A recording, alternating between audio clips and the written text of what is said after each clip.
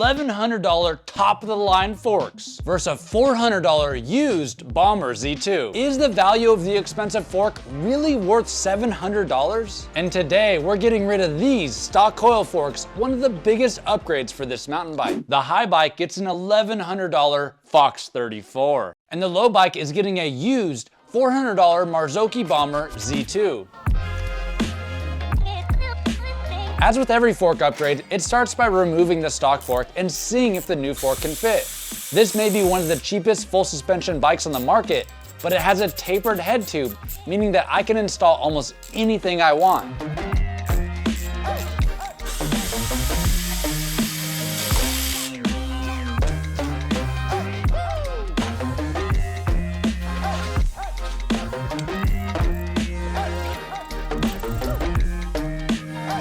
Now that the forks are off, it looks like there's an unsealed headset, and the crown race is only for straight sear tubes. So I picked up a Risk headset for $15 off Amazon, and it comes with a crown race that can be used on either straight or tapered steer tubes. Gee, I wonder why a $15 headset is named Risk.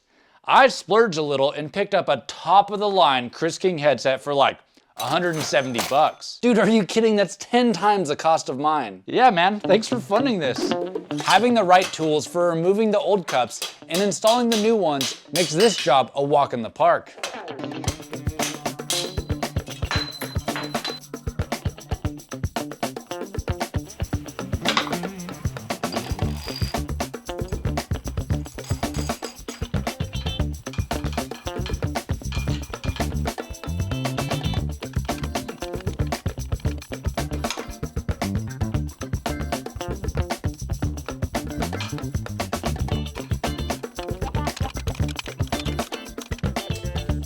And now we're at the forks. And the reason why this matchup will be so close is because Fox owns and produces Marzocchi, and they made the Bomber Z2 based off the Fox 34, but as a more affordable package. They're very similar and even have the exact same air spring and 34mm stanchions. Yeah, but my fork has gold stanchions.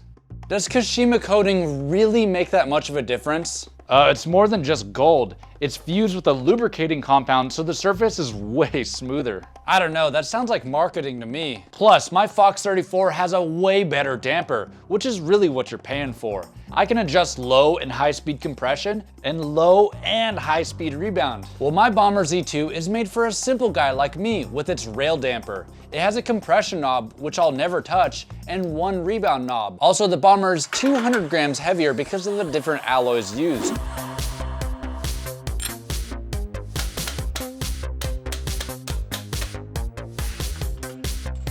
Cutting the forks to the right length can be pretty risky, but remember, measure twice, cut once, and using a high quality pipe cutter makes quick work of this.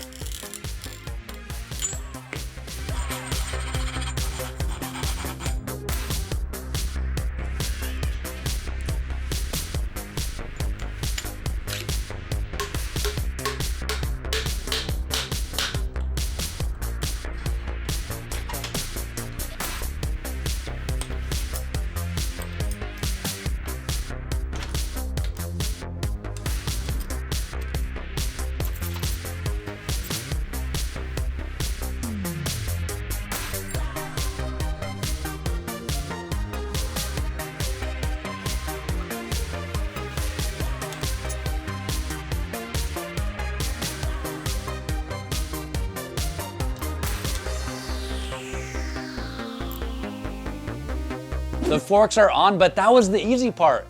The biggest dilemma is that the stock front wheel is not compatible with these new forks. And there's no adapters or anything that could make this work. So instead of buying a whole new front wheel, I picked up these Cruiser boost hubs for $58 a piece. So I'm just gonna unspoke the stock hub and just lace up this new one using the same spokes and nipples. Lacing wheels? I have a guy for that. You have fun.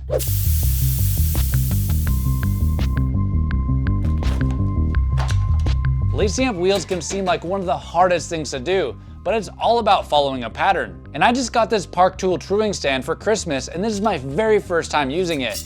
And wow, it sure does make it easy to get the rim pretty straight.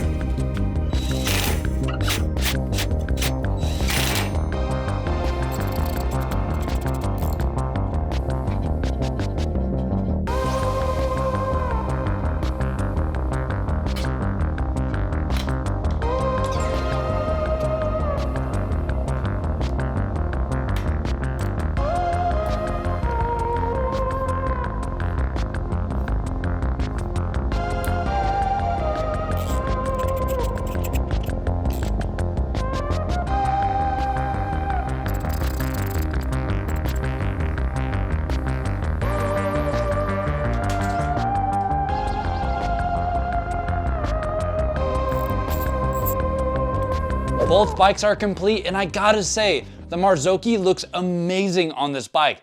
Definitely a 5 out of 5. The Fox forks with the Kashima coating are definitely a status symbol, but they come in second on looks on this one. But looks can only get you so far. I'm curious how they feel on the trail. To make things equal, they're both set to the same air pressure, sag, and rebound. So let's find out if the Fox fork is really worth the extra $700, or will the Bomber perform just as good? And go. Right away on the high bike, I could tell the Fox 34 is just amazing. It's really soft at the top of the stroke, meaning that it soaks up all the small bumps. Plus it really shined while jumping and was really supportive up the lip and on the big hits. And go. On the low bike, the Bomber was a huge improvement, but I didn't seem to have the rebound set right. I felt downright sketchy at times. I even felt like I got bucked on some jumps. On the first downhill segment, I noticed that my budget headset was coming loose and making horrible noises. I even had to get off and tighten it. My headset is loose. Right here. I was flying on that downhill segment. I could hit any bump and take pretty much any line. At the end of the segment, I was 2 seconds faster than the low bike. I really loved the feel of this fork, and across the line, I clocked a time of 8 minutes and 38 seconds. After several sketchy moments, I made it to the line in 9 minutes 25 seconds. But here's where it gets interesting. Without me getting off and tightening my headset, my time is 8 minutes and 23 seconds, 15 seconds faster than the high bike. Pfft, you stopped, that doesn't even count. Plus, you went full try-hard on the climbs. I'm shocked as well. The low bike was faster, but it didn't even feel that great. The crazy thing is I had already spent time tuning this fork on my D7 before the video, and it was feeling pretty good. So which fork would I buy after testing both? Comfort and overall feel on the bike is super important.